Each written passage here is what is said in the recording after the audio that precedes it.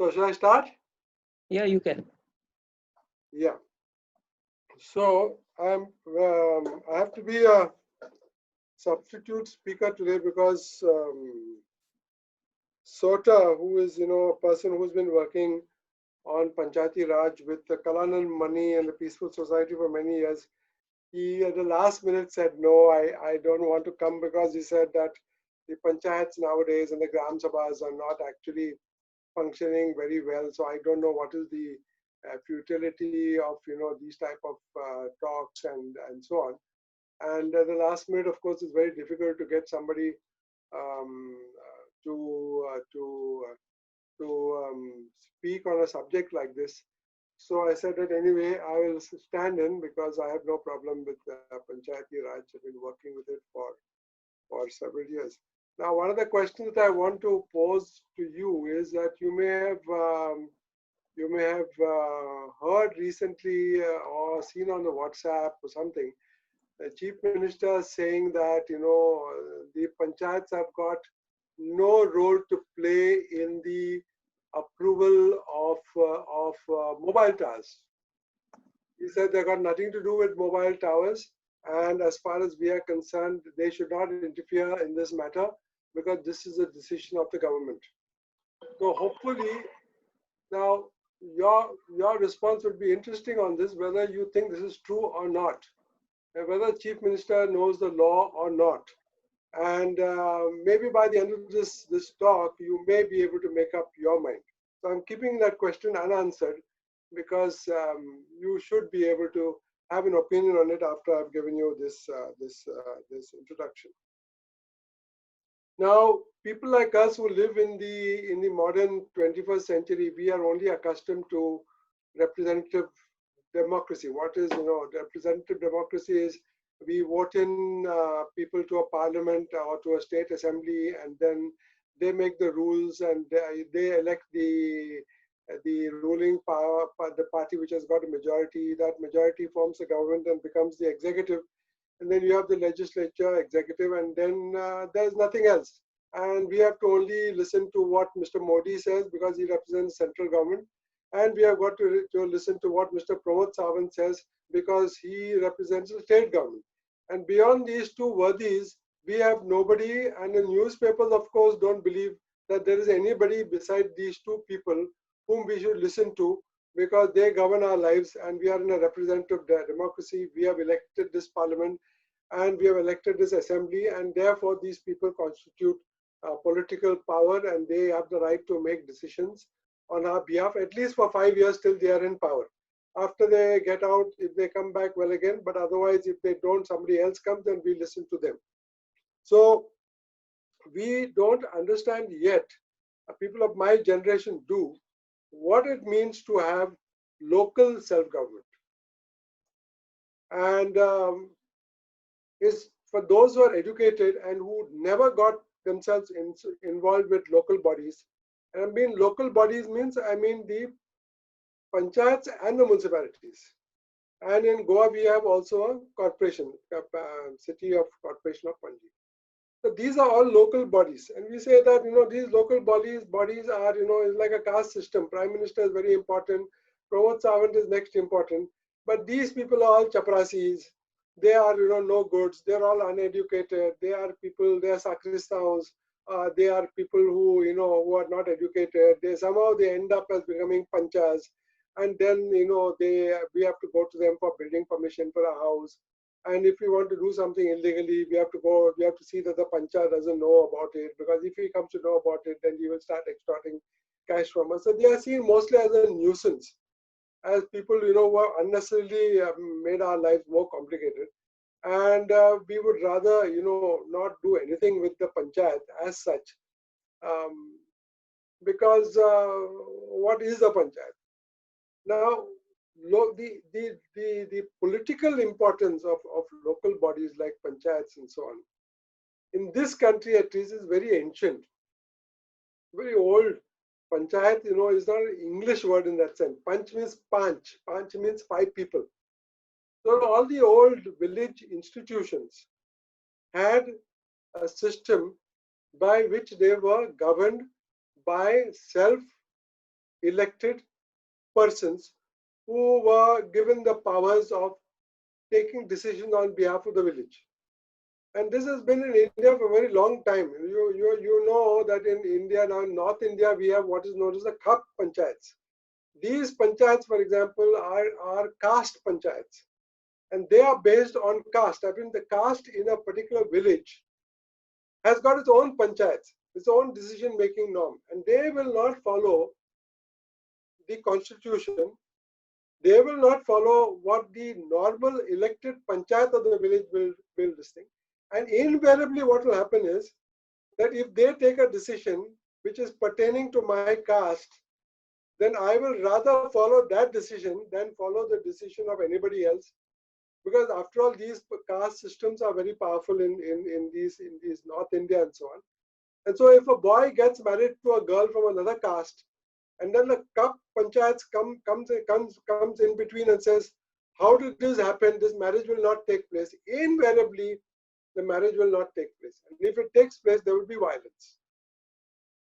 So I'm bringing up the issue of Khap panchayats because it shows you that there are certain things in the society which we don't understand. There are certain institutions in the society which are still ruling. And they are not official, but they are there and they are respected by the people. The panchayats as we know them today are a result of an 1882 resolution by Lord Ripon, who was Governor General. And he passed a resolution because the British by the time were getting fed up of having to rule everything, and these people didn't understand life in rural areas at all. So they said that we better ask these people to decide on their own, their medical facilities and their educational facilities and whatever other things that they need to do. And he passed what is known as the first government resolution for setting up these local bodies. Now, when the Constitution of India was set up, that is basically when the Constituent Assembly debates took place. You know that the Constituent Assembly debates of 1935 were actually dominated by people like Ambedkar.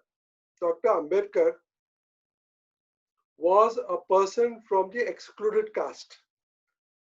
And for him, his own personal experience of Indian society was a very, very repressive caste-bound society, which as a person from the so-called, from the what we used to call untouchable community, he had absolutely no desire to be associated with.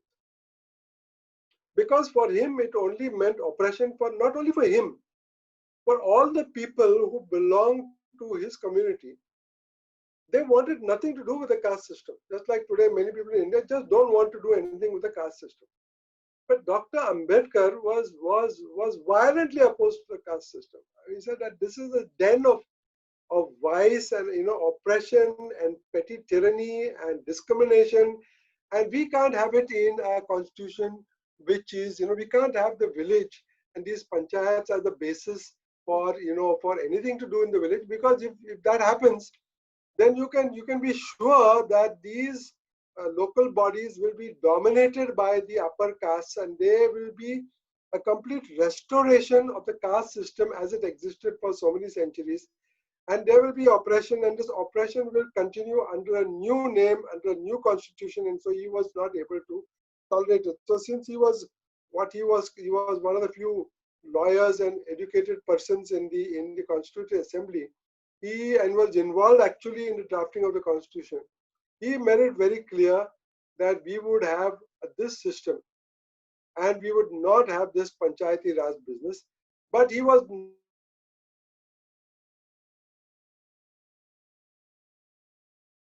Constitution of India, which says that effectively that the state will take steps to bring into operation self-rule by panchayats, through Panchayati Raj.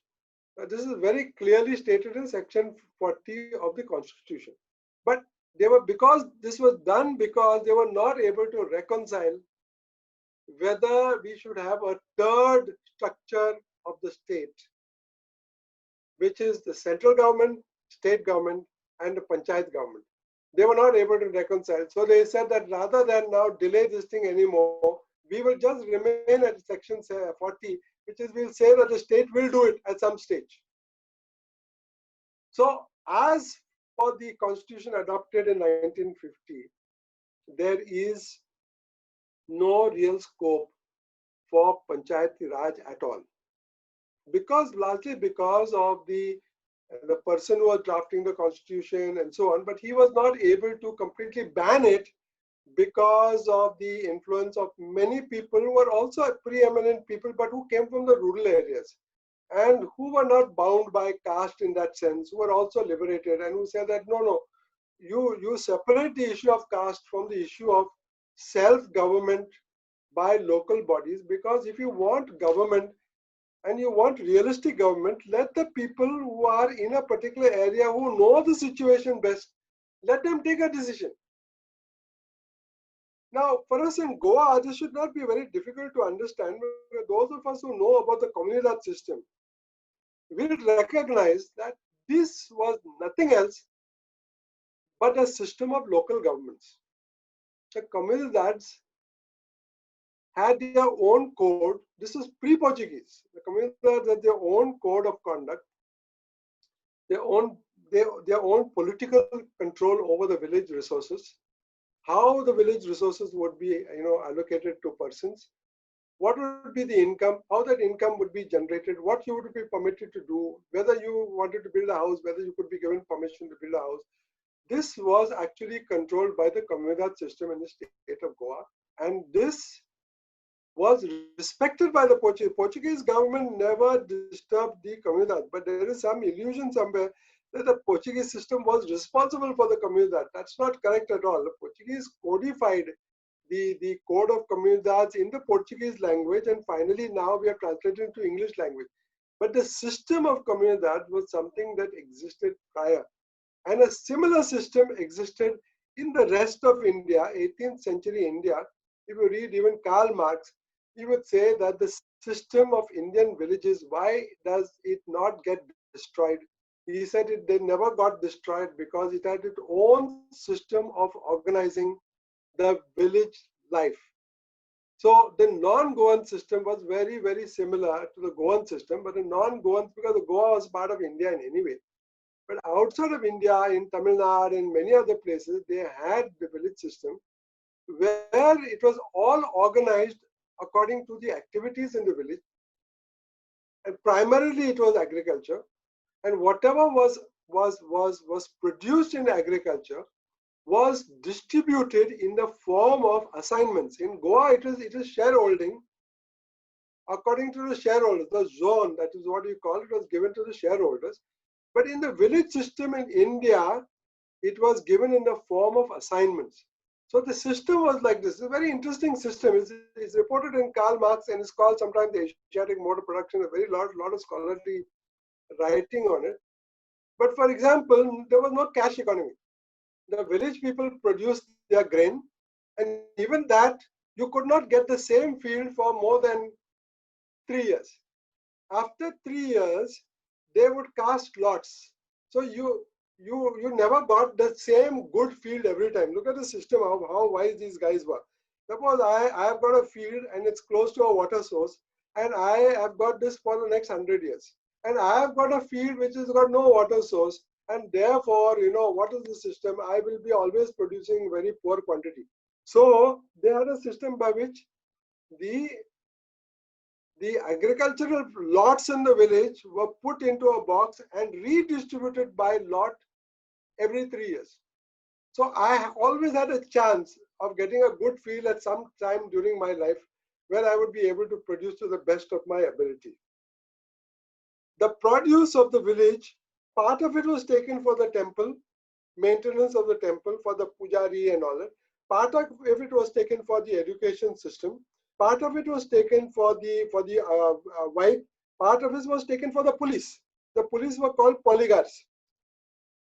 And the system was like this, that you paid the police every day, every month from the produce that you got from your field. you did not have to do anything after that, because if the police, if there was a robbery and you lost something,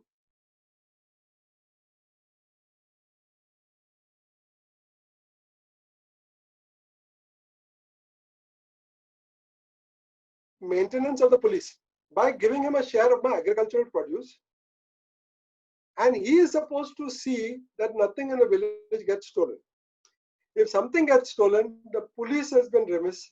He has to compensate for the damage done to me because I have given him my maintenance. He is also supposed to do his job as a reciprocal responsibility. If he has not done it, that is his problem. He has to compensate for me. So the same thing was done with the schooling system, with the medical facilities and everything. So that is how the village survived as a unit, because the production of the village was put into a common pool and then distributed in the form of assignments, and that is how this continued. So this is the system that was there. It is not the system that has been replaced by the 1882 resolution of Ripon, taken over into the Constituent Assembly and made part of the Constitution. That is a British system. And the British system is ignored by the Constitution. But in 1991, Rajiv Gandhi, as a part of what we call the distribution of political power among the population, for the first time introduces Panchayati Raj as a chapter.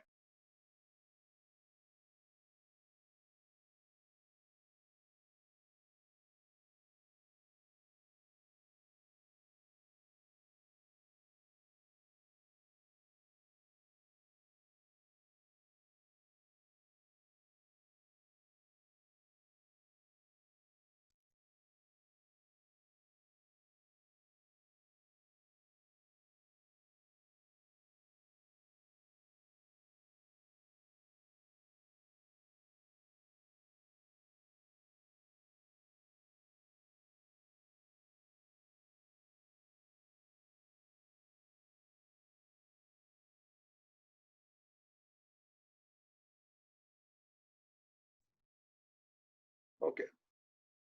Arturo, you can hear me? Sorry, Claude, I'm back. Yeah, we can hear you, Claude. Yes. Because I got, I think the signal dropped or something, and yes. You're back, Claude. Okay, I'm so back. Okay. Yeah. So this is introduced into the this is introduced into the Constitution in 1992, and it is done why? Because in 1991 May, Rajiv Gandhi is assassinated.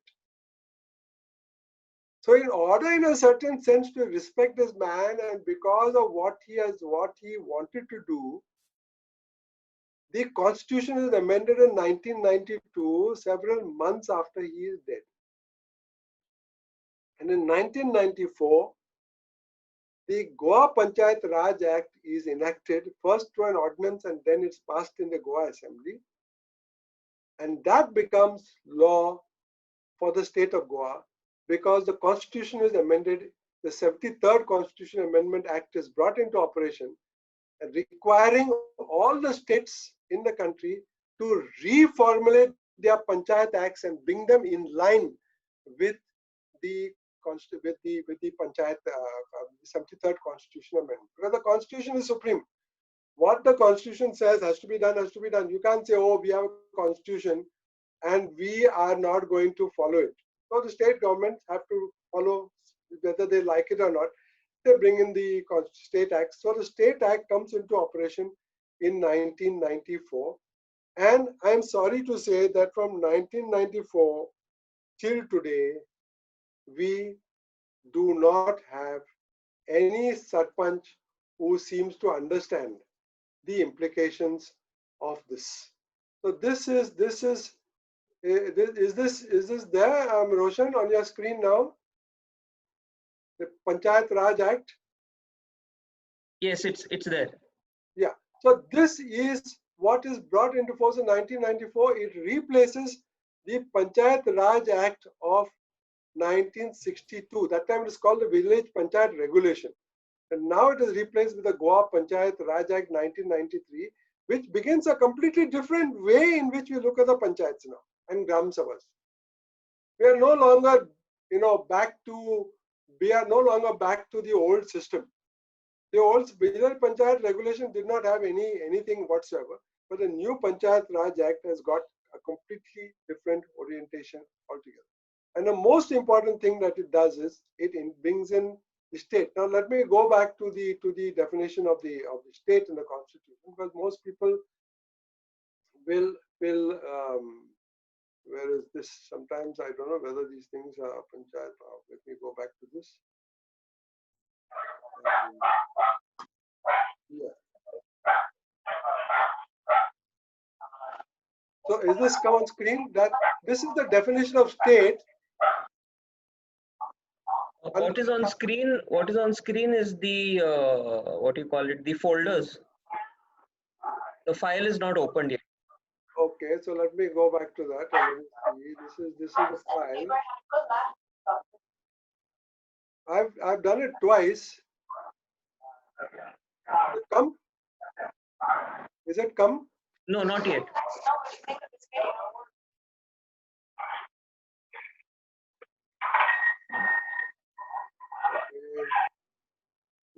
I go to here,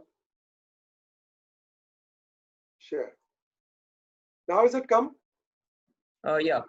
Fundamental rights. Yes, it's on screen now. Now look at the definition of state. What is state? What is this body that rules our life? Look how it's defined. It includes the government and parliament of India. That is the executive and the parliament, Lok Sabha. Then the government and the legislature of each state. Okay, that is the Goa Assembly and the Goa government. And all local or other authorities within the territory of India are under the control of the government.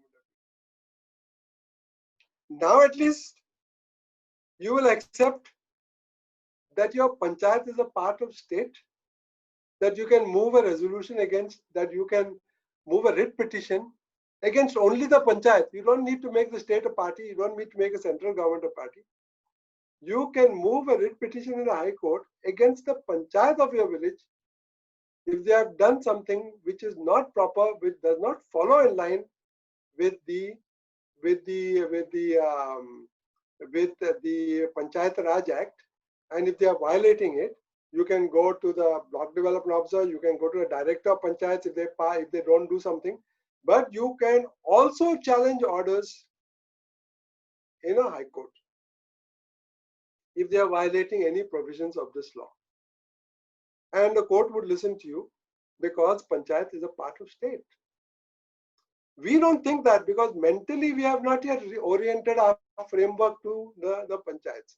We want to deal with central government, EIA notification, MOEF. We want to deal with state government, whatever the state government is doing on Mole and this and all that we want to oppose. But when it comes to the panchayat, we are blank. We say, kya karega bhai? This panchayat is a nobody. Nobody respects it. And nobody bothers about it because all sorts of people are there in the panchayat. They don't even read. They don't know. Some of them don't know how to read. How they will do the panchayat act. So in the end, we leave it. We say we don't want to be politicians. We don't want to stand for election to the assembly. We don't want to stand for election to parliament. But why should we stand for election to panchayat? But from the scheme of things, please try mentally and see the hierarchy. If the Prime Minister heads the government and the Chief Minister heads the state government, what is the Sarpanch?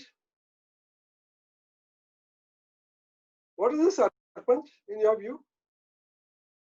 He is heading the local government.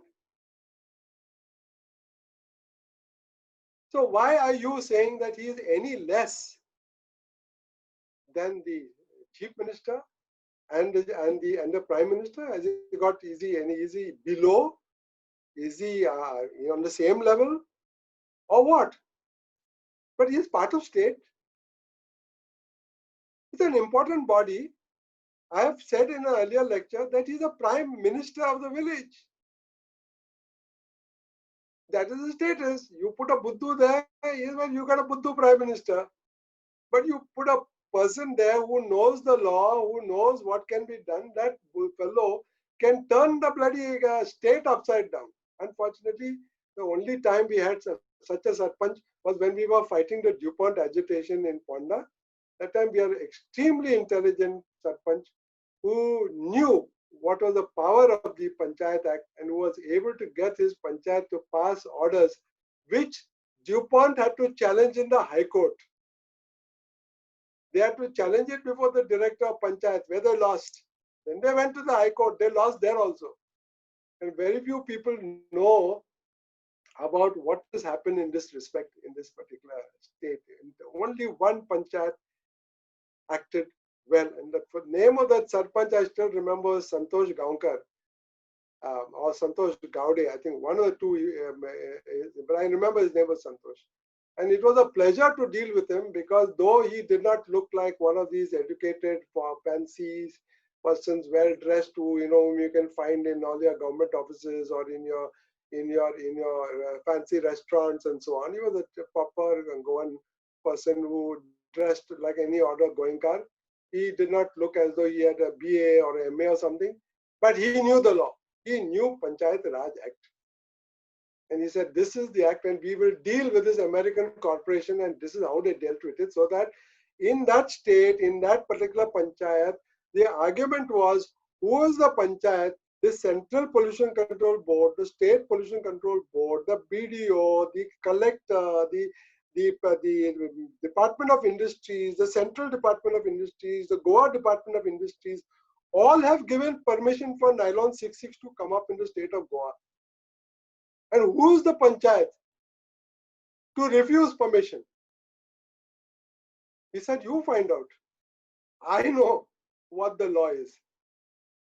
And as a result of his rules and his decisions and the decisions of his panchayat, DuPont had to swallow and put its tail behind its legs and migrate to Tamil Nadu.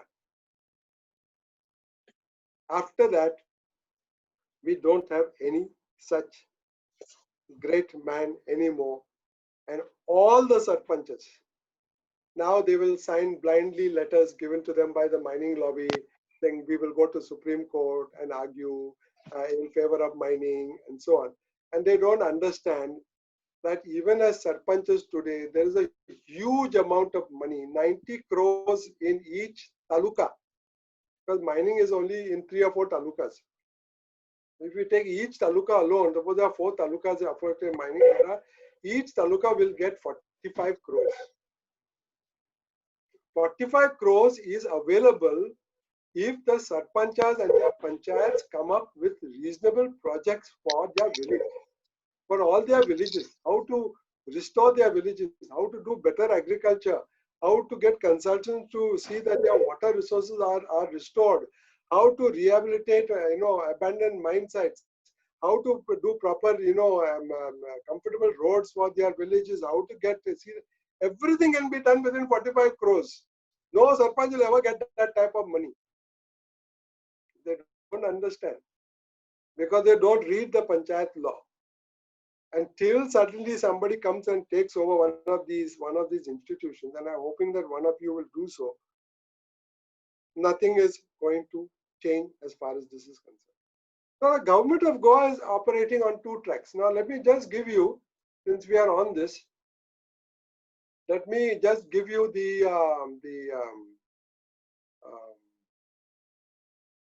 where is this panchayat? Let me just go to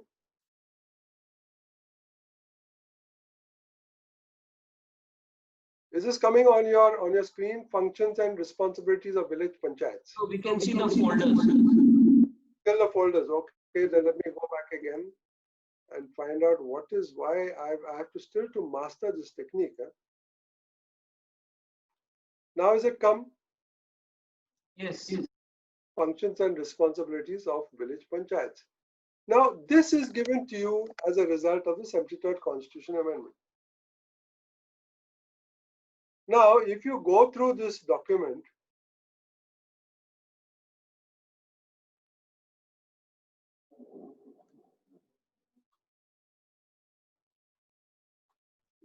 functions and responsibilities of village panchayat. Now, please, I'll just try and make it bigger so that you can see it.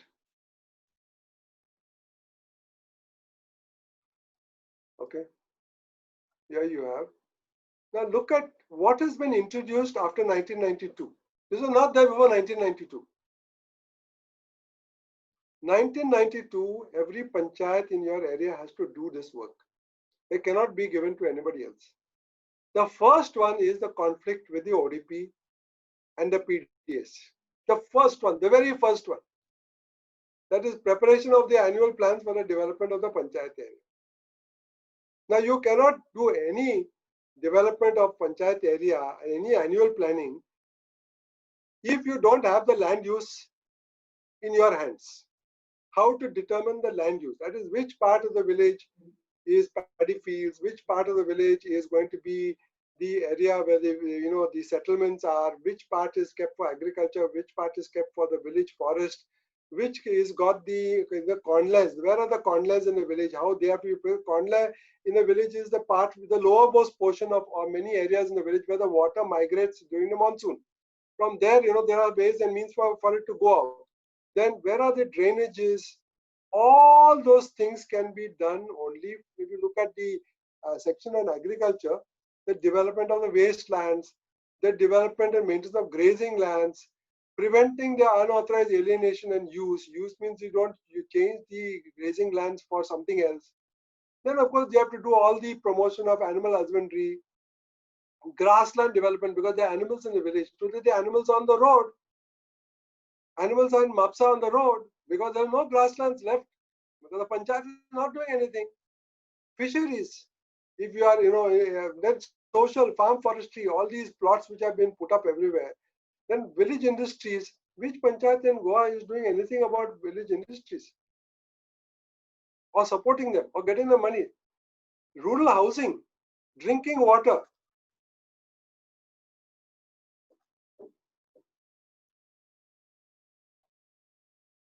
Now, if you look at this, this is 131. Huh? Then you go to page 132. You go to page 133. 3 pages of materials carefully given of what the panchayat has got to do as part of its responsibilities. Let me go to just page 3. Look at what they have to do. Maintenance of community assets, construction of slaughterhouse, maintenance of public parks, playgrounds, regulation of manure pits, whatever it is, of shandies, marketplaces, construction and maintenance of cattle shed, ponds. There are 3 pages of stuff which has been introduced only after 1992, and not a single panchayat is bothered about anything, and not a single person who lives in the panchayat is bothered whether the panchayat does this or not. So the government recognizes this. The government is very clear that this is what the panchayats have got to do, because the government knows that there is a constitution, and after the constitution, the panchayat has become a powerful factor in the village. One of the most important things is land use. Do you know what happened in 1992? In 1992, there were many PDAs. Many panchayats were under PDAs, like Kalangut, Kandoli. There were this, Talegaon. There were, in Margao, Kavelosi. All sorts of villages were under planning areas. After 1992, all planning areas were brought back and restricted only to the boundaries of the municipalities and the municipal councils. Now, we don't realize this. Why did the government do this? Because the government recognized that after 1992, the planning area and the development plan has now been handed over to the panchayat. I remember talking to Pandalai, who was the chief town planner at that time, and he said, our job as town planning is finished, he said. It's finished. I said, now what are you going to do? He said, we are only now there to advise. Decision has to be taken by panchayat. That happened in 1994, 1995. Now, 25 years later, we are back to the situation before 1992. Now again, it's the town planning which decides whether a building should come up. The PDA does the land use. You fix the chairman of the PDA because the chairman of the PDA has always to be a political person. Why? Because you want to give him some chance to make money so that he supports your government and doesn't bring your government down. So who is charge of Panjim PDA? Is Montserrat. Do you think Montserrat is capable of doing the planning of Panjim area? 8 standard pass. Does he understand planning of this kind? I'm not saying education is a guarantee, because even now with all the educated people in charge, like all these town planners and all these fellows who are, we even had a town planner who was a PhD. All these educated people, the corruption has not stopped. But still, you want to do planning, you have to be able to understand statistics, you have to be able to understand surveys, you have to be able to understand all these things. You have to be able to understand the pressure on a city, how it should be dispersed. You have to be able to understand what are the ecological areas of the city which have to be protected so that, you know, life in a city doesn't become a concrete jungle. You have to do all these things. Now the PDA chairperson of NGPDA was Michael Lobo. Then after they had to bring in Silvera to support the government, he was made the chairman.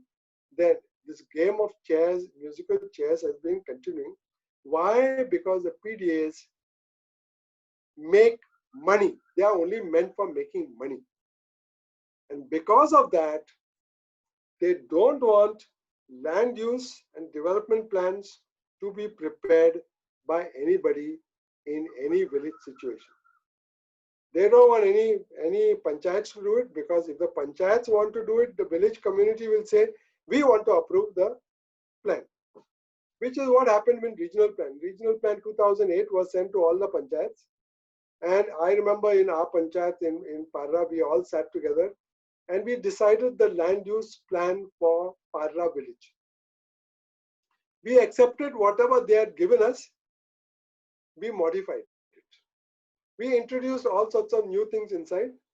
They had, for example, kept our Dongor as orchard. We said, no, orchard is not permissible. We are declaring it as a forest. And it will be a forest for all the future generations. What they did, when our plan went back in 2009 to Digambar Kamat's government, they rejected our plan and reinstalled their plan. Now, we didn't do anything about it because Parrikar came to power in 2012 and he said, I'm suspending all the plans. And he suspended all the plans for another 5 years. So regional plan 2021 didn't operate till 2019 when they issued a fresh notification bringing it back into operation. Now we get a chance once more to challenge what they have done. And I can tell you what we are doing, what we are proposing to do.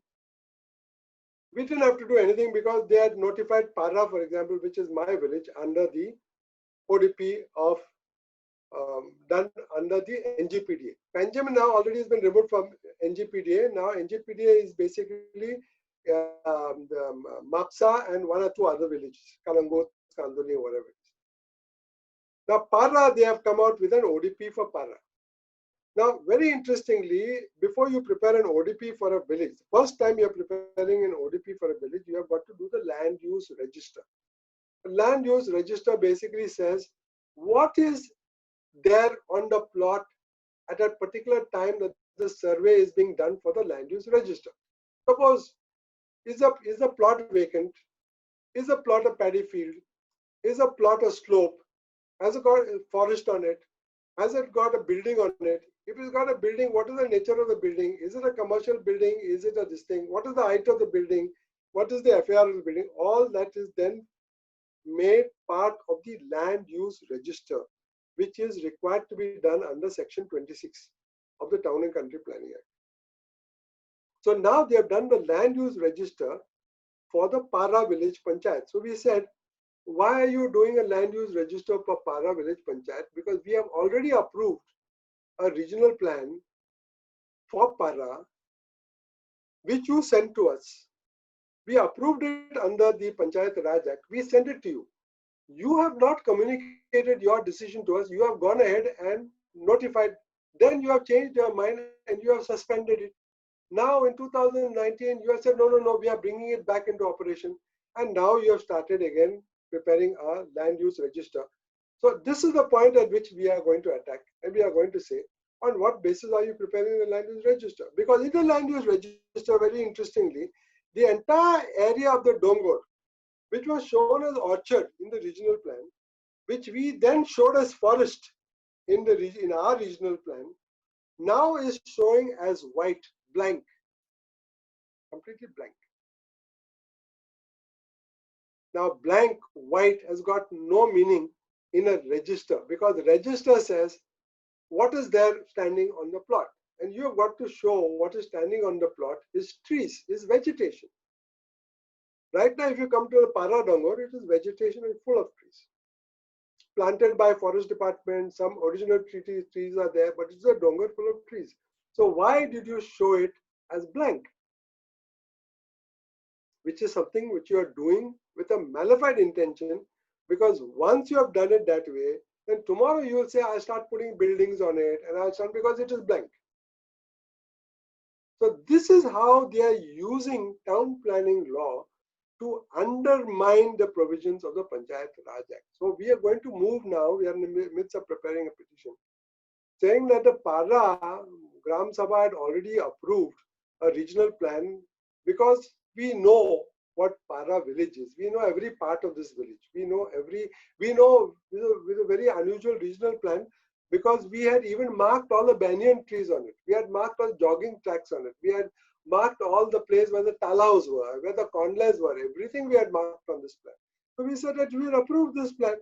And once we have approved this plan, where is the question of you approving this plan?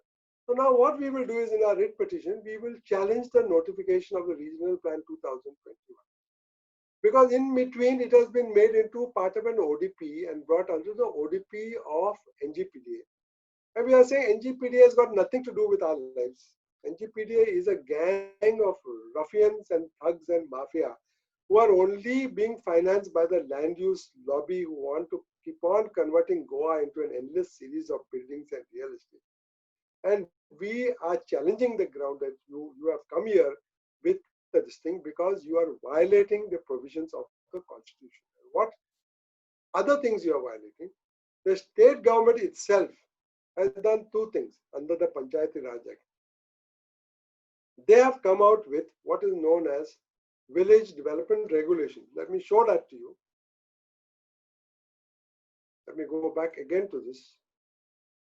And let me now see whether I'm doing it properly.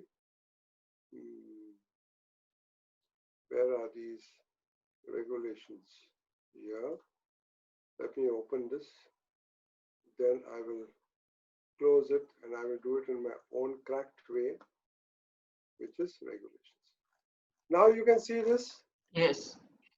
Now these regulations are set up under the Panchayat Raj Act. They are called Guidelines on Preparation of Gram Panchayat Development Plans. This is notified in the Gazette. Now, these guidelines are how do you prepare your development plan. On the one side, the state government, these were notified in 2016. At the same time they were notifying these guidelines, they were also notifying the ODP of MAPSA, which included Para. So you can see the contradiction. On the one side, you have a town planning department which is doing something which is extraneous to the Panchayat Raj Act. On the other side, the Goa government Panchayat department said, we don't care what a town planning is doing. We are issuing our preparation, we are preparing our Gram Panchayat development plan, we are asking the guidelines, you prepare the guidelines, and under these guidelines, the Panchayat has to produce the development plan. Has the Panchayat prepared the development plan? No. Panchayat instead is following the development plan prepared by the PDA. The PDA development plan is a very deficient plan because only dealing with land use. The PDA plan is only a coloring plan. They have colored brown, yellow, or green, or whatever it is. But there's nothing inside. There's no development inside. There is only zoning. That zoning also is done very badly. It is to humor all sorts of real estate, speculators. It has got nothing to do with what we call a development. Whereas the Panchayat development, that is the schedule list that I read to you of what the Panchayat has to do, is a development plan. It is what is going to happen in the village and what the Panchayat has to do in terms of development. Development means the welfare of the villages, the garbage, the agriculture, the animal husbandry, the waterways. Everything has to be done by the Panchayat under Panchayat Act, which is sanctioned by the Constitution. Town Planning Act is come in 1974. The Goa Panchayat Act and the Constitutional Amendment has come in 1992 and 1994. Now, any lawyer will tell you what comes later has always to take charge. Something that has come earlier, which is already gone, which is discarded, you don't have to do. You don't have to follow. So we are challenging now the ODP of Para solely on this ground that you are violating everything. You as a Panchayat are supposed to prepare the development plan. You are not preparing it. You are running after the development plan. And this Para is very interesting. Why? Because the Sarpanch of Para village is Delilah Lobo. The chairman of NGPDA is Michael Lobo. Husband and wife team. So I don't know in this family whether the wife is willing to tell the husband, you go to hell because I am supposed to do my job and you do your job and you remain within Mapsa Municipal Council. Why you are come to Para? I don't know whether they have had a fight in the family over this exercise. But it is a very funny situation because the madam is supposed to do the development plan as per the Panchayat Raj Act, and the husband is doing it as per the Town Planning Act. The same area is involved, the same village is involved. One is supposed to do something under the Panchayat Raj Act, and the other one is supposed to do it under the Town Planning Act. And this is where the conflict has become most stark, because for the first time in the history of Goa, this situation has arisen where the Panchayat is headed by the wife and the ODP is headed by the husband. If you want some humor in real life, finally you can see that you are getting it. Now, Panchayat Raj is not only preparing the development plan, there is also a financial. Now there is a 14th. The government of Goa has got what is known as the Financial Commission. The Finance Commission, the 14th Finance Commission, was headed by Alban, the late Alban Kuto.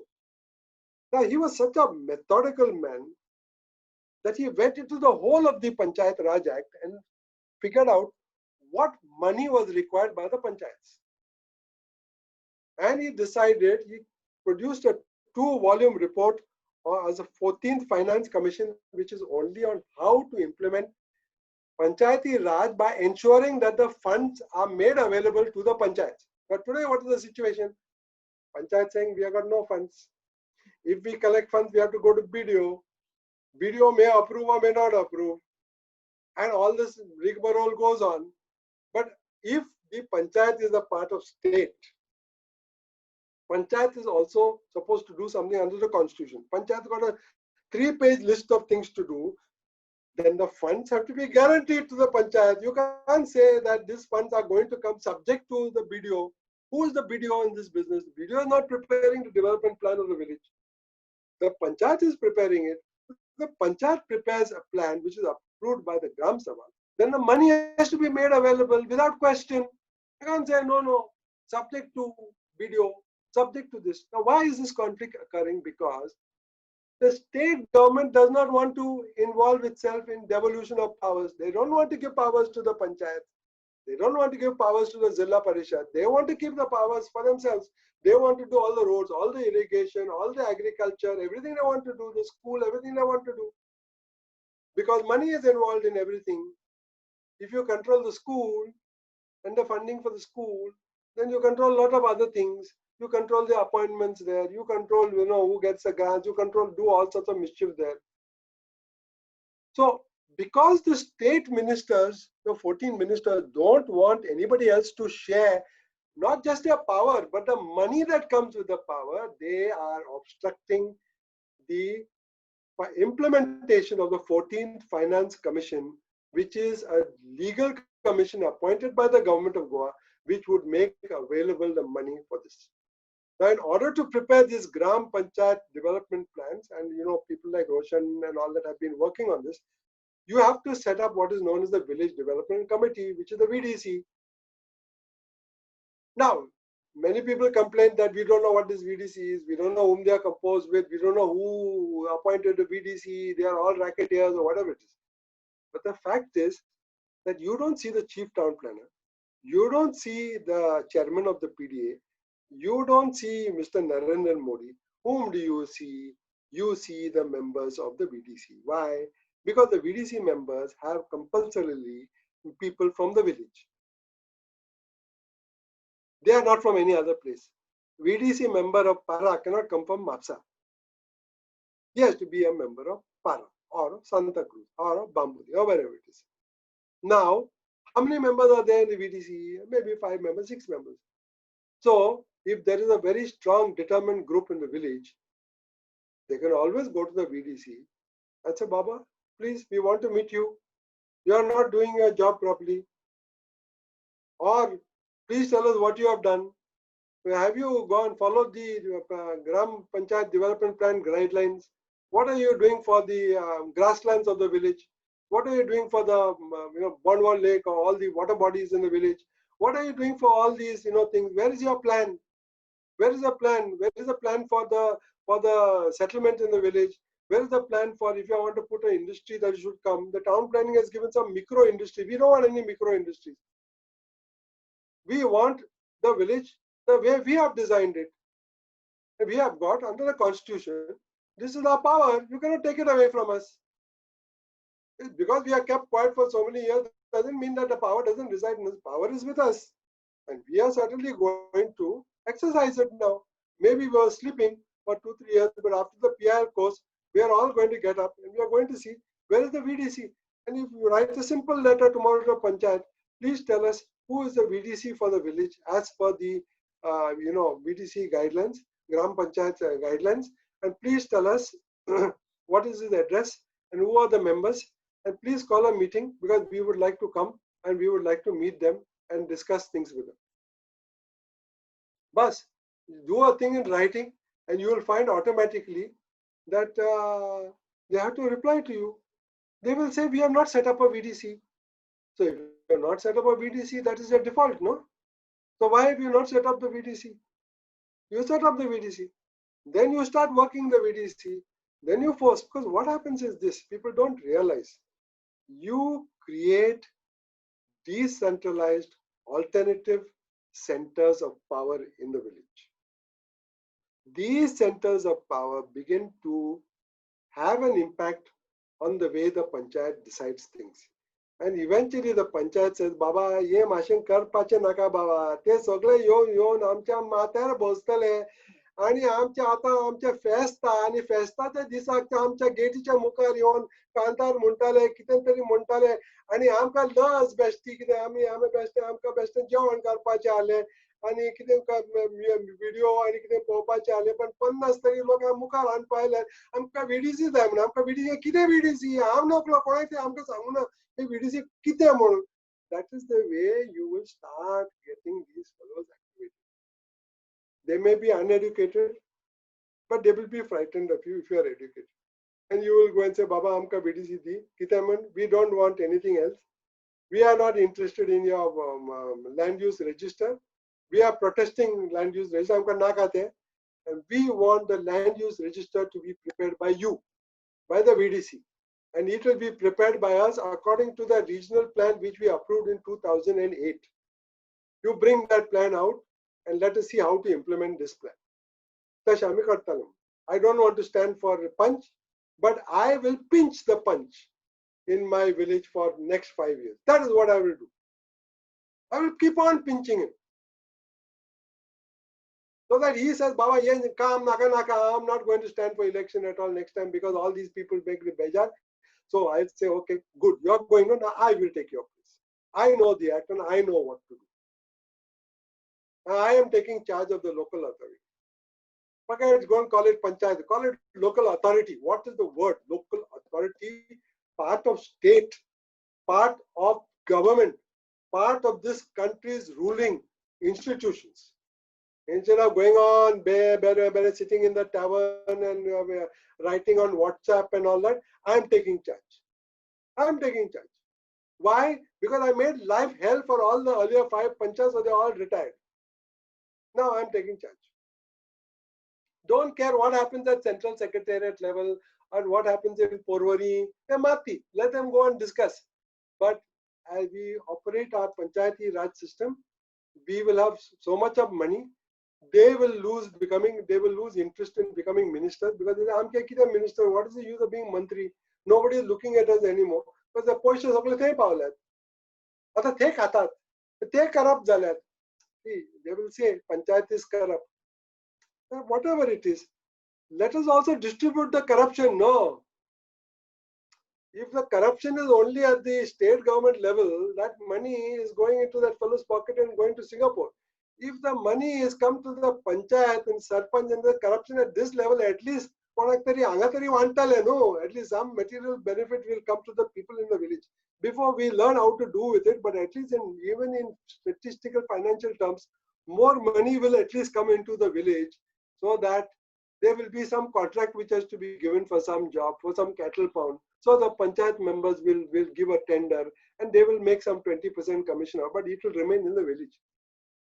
He is not going to the annual husbandry minister. So he will lose interest in becoming a mantri. And then after some time, there will be people who will say, Baba, mantri, because 183 panchayats have swallowed all the money. And what is the money? It is for the 3 pages that I showed you. Everything to do with our daily life. Other things like defense and all, we are not interested. Who the hell wants to fight there on Pakistan and China? Let them do all that. We are looking after our village. We are Sadharan Aam Admi Lok. We want to do the things which we want to live here. We want our children to live here. We want this environment to be good. So this is the scope, this is the vision of what is prepared and given to you. Unfortunately, we didn't fight for Panchayat Raj. It was given to us by Rajiv Gandhi. He is gone. He must be now weeping because he says, they bloody ran one gun on me. They killed me up. They put a bomb on me, but I gave them this heritage. And Baba, what can you do if you put one, what they say, you cast some pearls before, before somebody who does not appreciate it, it has got no value. So that is why we are in this condition today. So there are many ways in which I can go on, but there are many Supreme Court judgments on this and all that. We will all get all this package eventually. But this was the spirit that I wanted to explain to you in terms of what is the third level of government which you can very easily take control of and influence to your benefit. Don't do it, never do it alone, I told you. Always do it ward-wise. Get together 3-4 Shana fellows in your ward and start moving ward-wise. You forget about your panchayat. Yeah? Why you want to worry about the whole panchayat? You worry about your ward, no? What is happening in your ward? Why a building of 5 stories should come up in your ward? What problems it will create for everybody? Road is, only 3 meters. Why you as a ward you can't get together and tell the panchayat, who has given permission for this? We are not given permission. We don't want this thing. Our ward will remain without 5-story building. At the most, we will allow 1+2, but we are not allowing anything more. We don't want any houses to come on the Bandh. Why you should come on? Bandh is not meant for putting houses. They put houses on the Bandh and then give them to all the migrant labor at 2,000 rupees per room or whatever it is. Why we should allow that? We should not allow that. You can object to everything, and you can really take this village forward, your village forward, using the law. Because as I said, it is not Claude Alvarez or Goa Foundation that is telling you this. This, for example, these are all gazetted notifications. They are given to you in law. They are given to you by the Supreme Court. They are given to you by the Constitution. They are given to you by an act of parliament. They are given to you by an act of your local parliament. Now, after that, if you cannot do anything, sorry, Baba, it's time for you to retire, go to Dubai and work there like a cook or something, because you are not fit to be part of this country with such a tradition, which I can tell you nobody else has got. No other part of the world has got this type. So let's go to questions because it's 7 o'clock. And let me stop the share and let me go to chats and let me see what are the questions. So from Maria Teresa, in reality, the panchayat is the purest and most basic form of democracy, as the citizens have a direct say in the decisions that concern their village to the Gram Sabha. And entirely perfect, I agree with you. There are endless discussions about whether Gram Sabha is the power or the panchayat is the power, whatever it is. If a Gram Sabha says no, it is no. And if the panchayat doesn't agree with the Gram Sabha, don't allow the panchayat to leave the panchayat building. This is what happened in DuPont. When DuPont was taken, the decision on DuPont's wall was being taken in the panchayat. 2,000 people of Keni Panchayat surrounded the panchayat building. And they said, you cannot get out of this building unless you take a decision in favor of the village. And those panchayats, they knew that if they got out of the building, they would not get out alive. It had reached that stage because one big company was going to come and destroy the entire village. So they said, we might as well take some drastic action. You don't have to go to that extent, but you can always get Gram Sabhas to decide, take resolutions, and fight. What are the major revenue sources for panchayats? Why doesn't the government amend the law so that there isn't planning conflict between VPs and PDS TCPs? Now, major revenue, as I told you, there is already a finance commission for panchayats. Unfortunately, like Rajiv Gandhi, Alban Kuto is also retired and gone. But we are not even respecting memory of these people. When they die, we come and weep and Kali Zame, Yele, yeah, the Itlo, Boromonis, Gelo, whatever it is. And then we don't forget about it. And we don't want to read anything and we don't want to enforce. Nobody from any panchayat has said, any of these panchayats, sarpanches or any has gone to the court saying that, look, I am a panchayat, I am constituted, I have got this entire list of things to do, but they are not giving me money. They are not giving me any money. They are saying it is being spent by the state government. How can it be spent by the state government? There is a central list, there is a state list, there is a concurrent list that is for common for state and for center, and there is a panchayat list. Panchayat list is 3 pages. The money for that has to come to me. Nobody else can spend it. Who else? Anybody has gone from any panchayat to the court and demanded? No. They have, I don't know whether any single sarpanch has read the finance commission report. So these things will change. I'm saying why we organize a PIL course, because eventually we hope that you will all support the efforts of the Goa Foundation to get the system moving. Many of you are fighters. Many of you have already achieved so many things. So as a group we can move. We don't need to change all the 180 panchayats. Let us start with 1, let us start with 2, let us start with 3 where we can do something. And let us start ensuring that these things are done. Once you do it in one panchayat, everybody automatically benefits. Okay. So why doesn't the state government amend the laws? See, in law, what happens is there are so many laws. The state government sometimes prefers to have as many laws as possible because they can do the mischief. If they go by Town and Country Planning Act, what they do, the Town and Country Planning Act puts all the powers in the chief town planner, in the regional plan, in the PDAs, in the planning areas. Now these people are not part of democracy.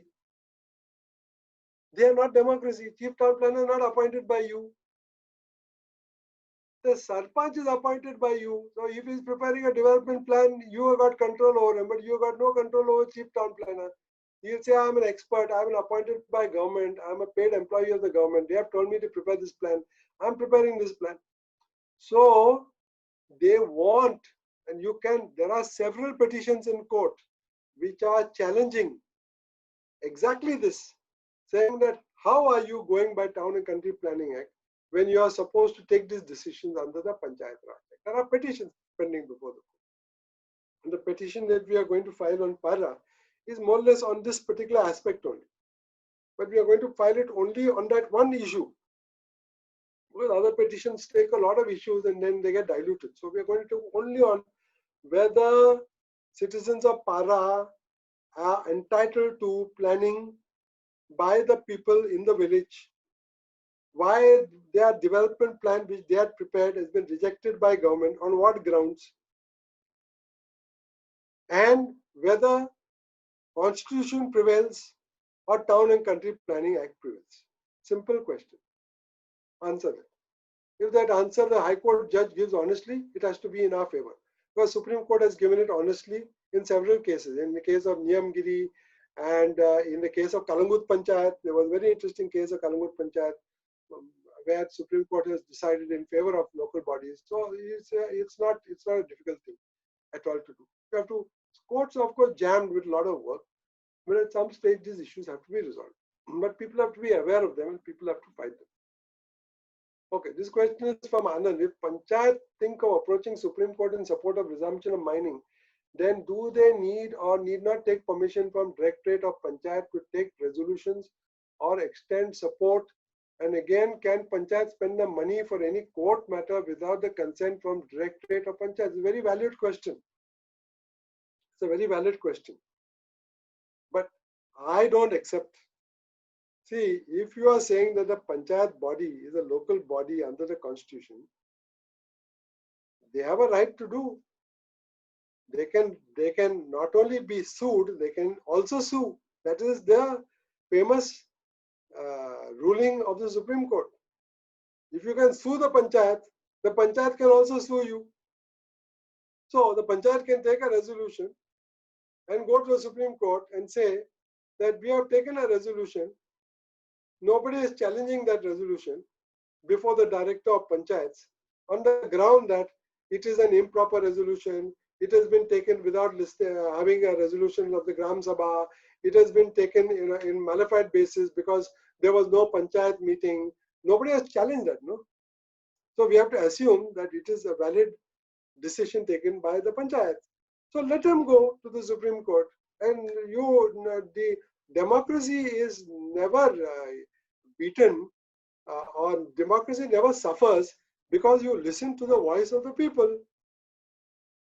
Now, whether the voice of the people has come by through the mining lobby which has prepared all the letters and these people have signed or whatever, but the fact is that if these fellows have woken up at least once, then maybe we can expect that in future they will wake up for other things also.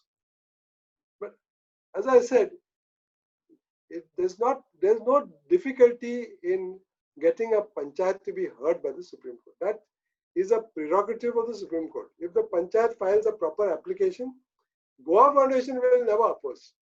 In all our petitions, more than 250 petitions we have filed in the High Court. Sometimes people say, we also want to be intervener. We say, welcome, because it's a public interest litigation. And everybody has a right to be heard. And finally, the decision is made by the High Court. So let the decision be made by the Supreme Court whether the Panchayat intervention application should be allowed or whatever it is.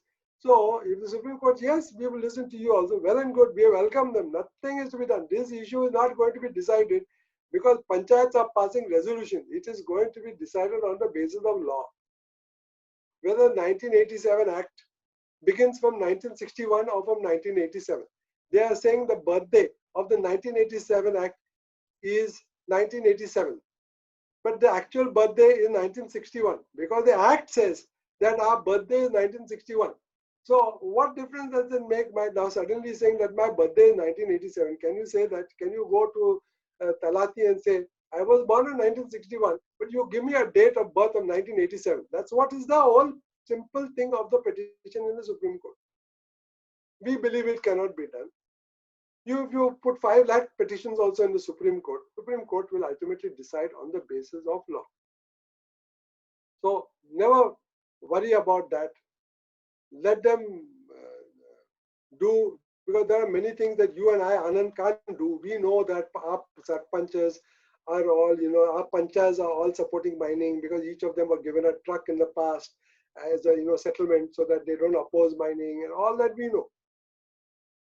That is a fact of life in India today. We are not living in an ideal country, but so even in USA people are not living in an ideal country. And in Italy, they are not living in an ideal country, but we have to make do. This is a matter of adjustment between the forces that are there, and how do we get our point of view across, and how do we establish our constitutional rights, how do we establish the rule of law. Those are things that will maintain the civilization for many, many years. Not arbitrariness, not somebody doing whatever he wants. All those things will not help us. But if we follow the constitution, parliamentary laws, the state laws, and panchayat laws, there is some hope that we will be a very vigorous democracy. Is there any penalty on the panchayat if illegal construction is done, then the land use register will show that construction, and this will provide justification for changing land use plan in the future. Is this correct? See, land use register is only prepared when you are part of a PDA under planning area. Land use register technically cannot be prepared by a panchayat because there is no provision in the Panchayat Act to prepare a land use register. The word land use register, that is what is the land doing on a particular date, is prepared as a part of the process for preparing a development plan, outline development plan or a development plan. And it's part of that process under the Town and Country Planning Act. So it's prepared only once, because if you revise your development plan, you do not have to do a land use register again. If you are doing a land use register a second time, that is illegal, because preparation of a development plan can only be used using certain steps given from section 34 to section 36 or 37 or 38. The register has to be prepared under section 24. So you cannot go backward every time to the land use register. So your situation cannot arise, because land use register is prepared only once. If the PDA is doing a land use register today, it is doing something illegal. Now we went to MAPSA. They are preparing a land use register. So we said, please show it to us. So they showed us the ODP. So we said the ODP is not the land use register, because the ODP includes proposed development. Land use register shows what is existing on the plot on the day you make the survey. So they are looking at us. They said, no, but we were told by Pandita to prepare take the land ODP. So we said, Pandita doesn't know the law, because the law says the land use register can be prepared only under section 24, whereas a PDA can be revised, ODP can be revised only from section 36 onwards. So you cannot use 24. So this is the status of our town planning officials. If you take them seriously, they will only make more work for you. So there's nothing that you can do about it, except that you keep on telling. Now we have asked them in writing, please tell us, under what provision of law have you prepared a land use register for MAPSA, when you have already prepared the land use register according to your own documents somewhere in the year 2008 or something like that. So how you are preparing another land use register? That one will prevail. Anything after that land use register, which was prepared in 2008, is an illegal construction if there is no development permission for it given by the planning authority. And it cannot be put into an ODP today. And the regional plan can be changed in its entirety. The development plan and ODP is always an operation. It cannot be changed in its entirety. It can only have alterations and some new additions. But it cannot, you cannot say that we are going to do the land use register again, we are going to create a new development plan. That's not the way. A city has got a history. For example, Fontainebleau will remain as Fontainebleau, its conservation area. Whatever development plan you are coming up with, even if you are coming in 2015, 20, 50 or whatever it is Fontainebleau. It is a conservation zone. You cannot change it in another development plan, because that's part of the development plan that was first notified. Now, there is some place which has got an S1 categorization, and you say that more people can be accommodated to stay in Panjim city. So we are going to make it from S1 into S2, and we are going to change the entire zone from S1 to S2. Now, that is a modification which is permissible because you're doing it in the interest of the population. You want to increase the density of a certain settlement area, because at that time Panjim was laid back, nobody wanted to stay there. Now some more people want to stay. So we are taking the same foundations, same buildings, the same area, so there's no further damage done. We are not going to a new area, and we are saying we are going to change that and enable you to put up one more floor or two more floors. So no environmental damage is done, because all the foundations and all you have already dug, you have removed. There were some coconut trees, you have long since removed them in the earlier planning period, and so we are permitting you. So some changes may be permissible, but even that is subject to public opinion. If the public says no, we don't want to. Suppose there are 4 buildings in an area separated from each other with their own compound. One building says, yes, we want to, we would be very happy if the planning makes us into 1 plus 2 makes us 1 plus 4. The 3 other buildings says no. No, they say we don't want to go up. We don't have even the money to put up any extra floor. We don't want anything. We want to remain here. We are peaceful with the way we are. What will the town planning do? He has to reject the application for increasing the area, because the zone is a zone. The zone is not one plot, one building. The zone is a settlement zone. That is, all the buildings in the area all say, majority say we don't want any change. What can you do? Sorry, I cannot do it. The Kamar Kazan case is a very clear case. There is a whole settlement zone of S1, and in between they have given 2 buildings commercial to put up double the number of stories. So the people went to the High Court. They stopped now. All stop. One building is not yet started because he does not know whether he want to build or not anymore. He has not even put foundation. The other fellow has put 1 plus 2. He stopped there by the High Court. He cannot construct anymore. He's stuck. So we told him, we are not objecting to your 1 plus 2. You put a roof. He says, no, I won't put my roof. I will make a terrace tomorrow. If I get a chance and I win my case, I will put up the additive. We say, that's your luck, whether you win your case. But according to town planning principles, it's not possible. And our 16B case is pending in the High Court, that whether you can change a plot or whether you have to change the zone. A zone doesn't belong to anybody. A plot belongs to somebody. So just because somebody says, I want to change my plot from orchard to settlement, is it possible for you to do? No, because you don't own the zone. The zone is owned by the whole orchard, the whole area. It has got one uniform characteristic, and therefore you cannot change it.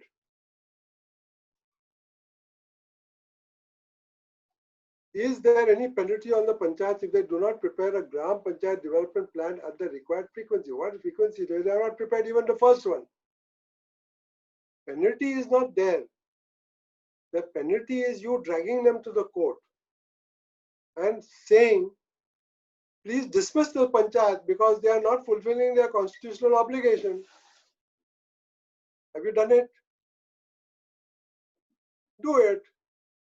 If your village has not done the village development plan and not appointed a VDC, write a letter to them saying that you are a useless panchayat. We do not know why you are sitting here. You are not following the law. You are not following the constitution. I am moving the High Court for your removal because you are useless as a statutory body, and for a fresh election to take place and put some people inside. Arey Baba, move the High Court, no. If you don't move the High Court decides all these other matters. Like, like Prashant Bhushan's tweets, as though they have got, all the time in the world, they decide Prashant Bhushan's tweets. Arey, there are people, 50 million people in Kashmir who are living in jail. Whole state is living in jail. Supreme Court has got no time to look at that. They have got time to listen to have a contempt petition over 2-3 days, listening whether Prashant Bhushan is contempt. So this is what happens. If you don't go to the High Court with people's issues, only the rich fellows will be there. Ambar Timlo will be there. Some other fellows will be there. All the business fellows will be there. They'll take the time of the court. So you flood the High Court with writ petitions. High Court has not said don't come with writ petitions.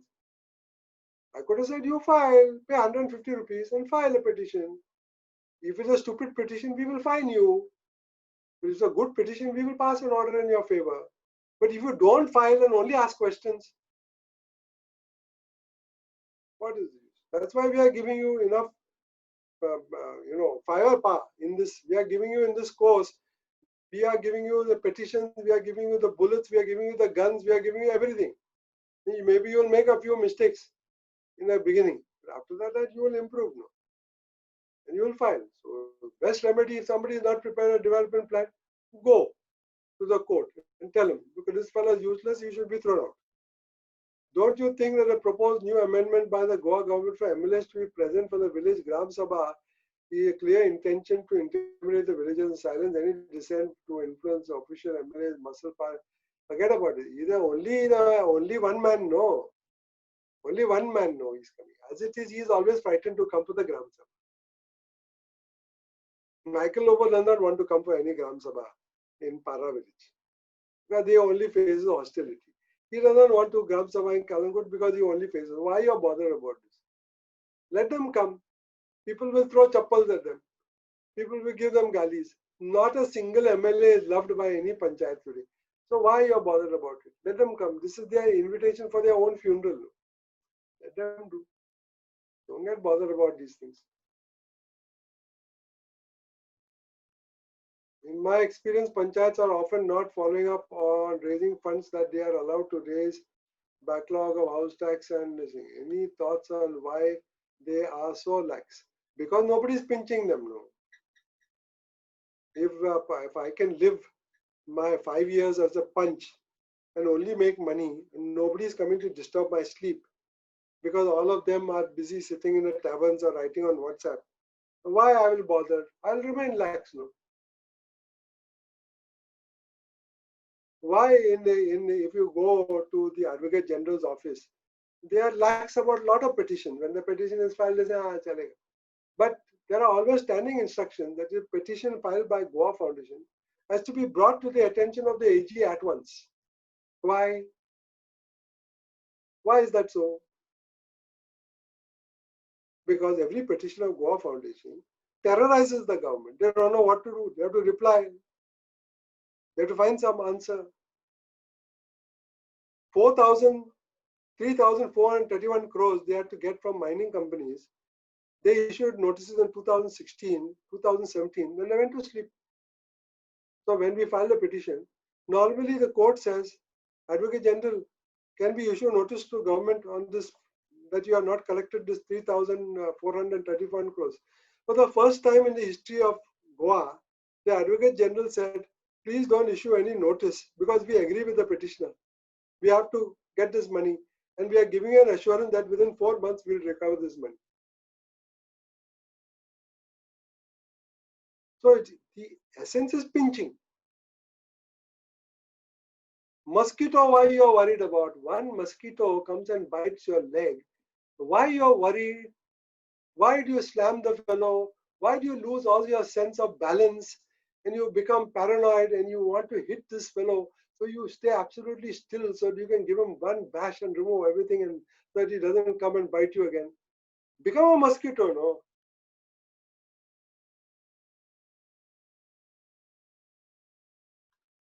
Is it really a good idea to allow each village to do its own planning? Some villages may do a good job, but others may make a mess due to a lack of experience, and there will not be a comprehensive coordinated planning across the whole state. This is my reverse question to you is there today comprehensive coordinated planning across the whole state?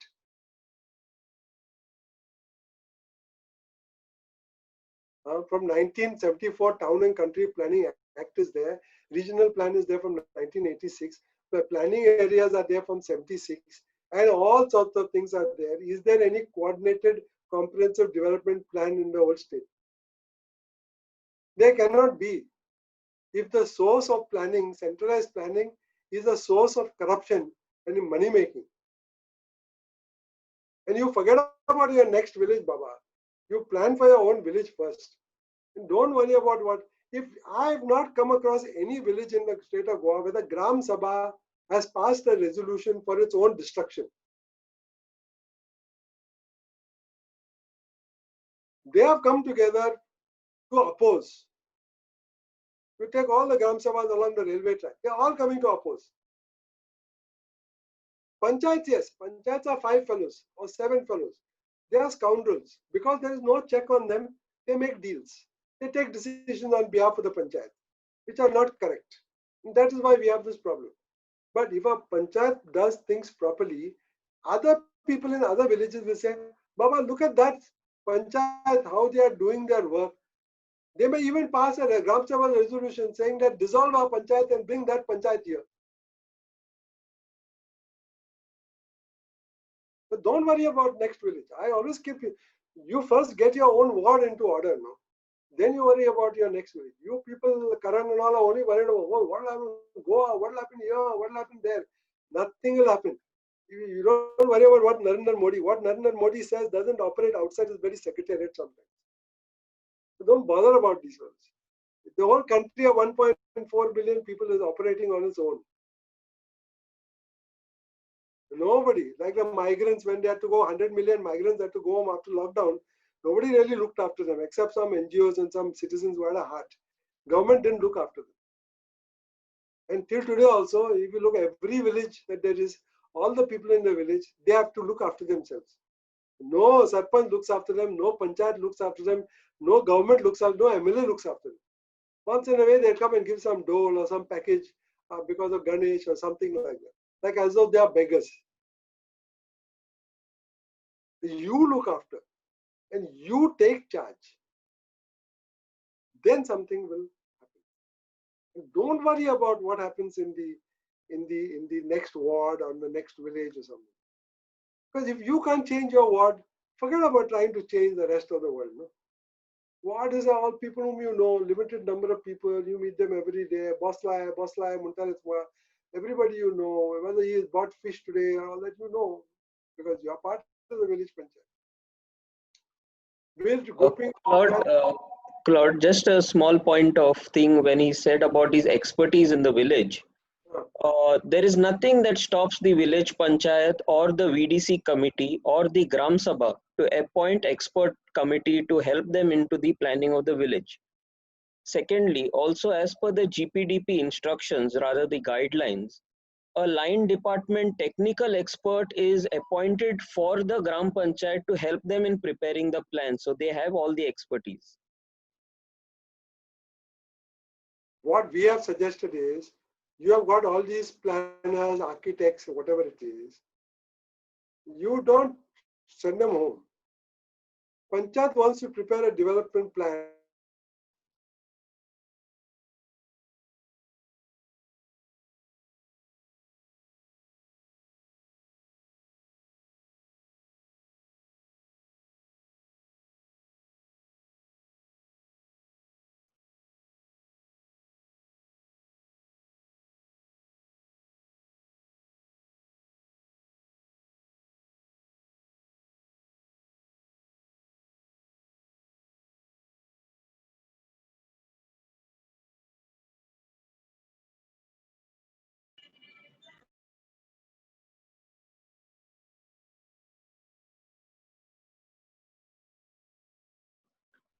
I think for some reason Claude got logged out. We'll wait for him to come back.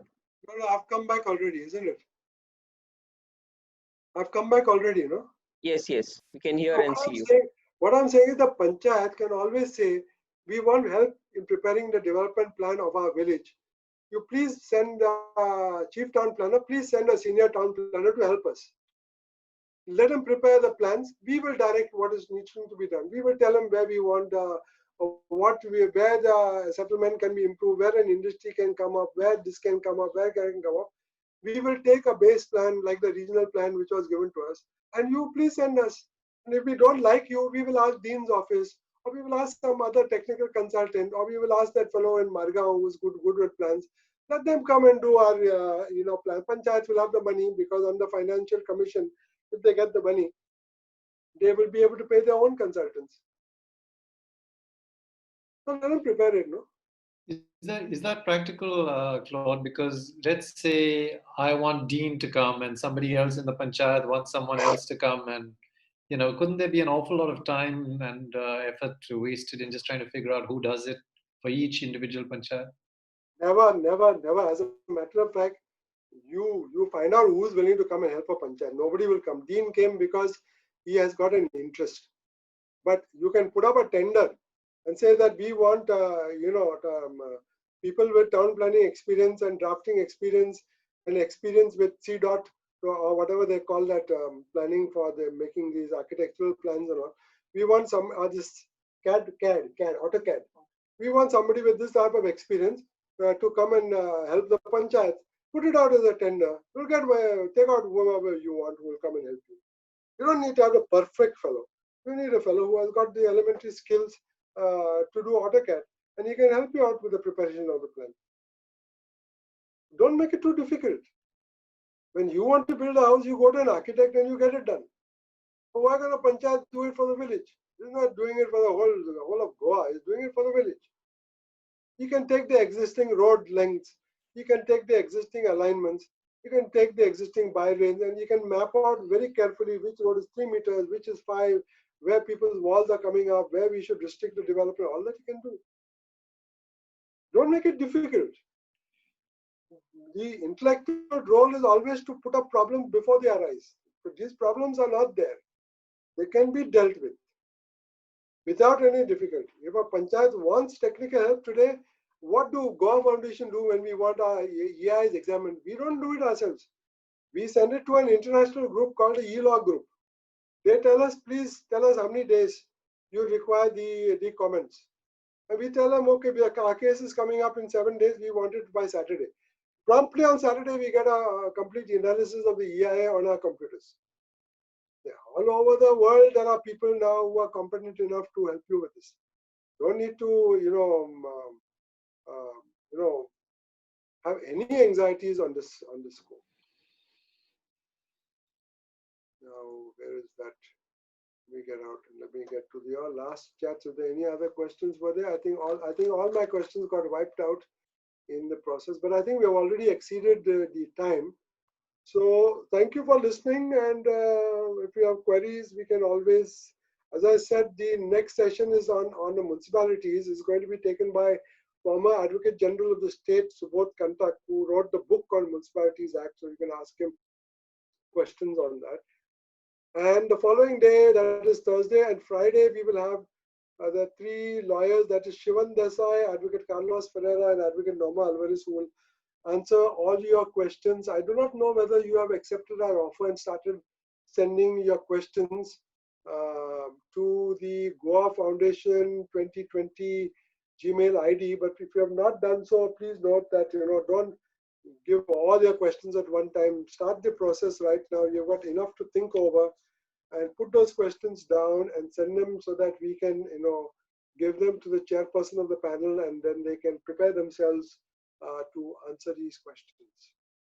Okay. So can we leave this meeting? Roshan?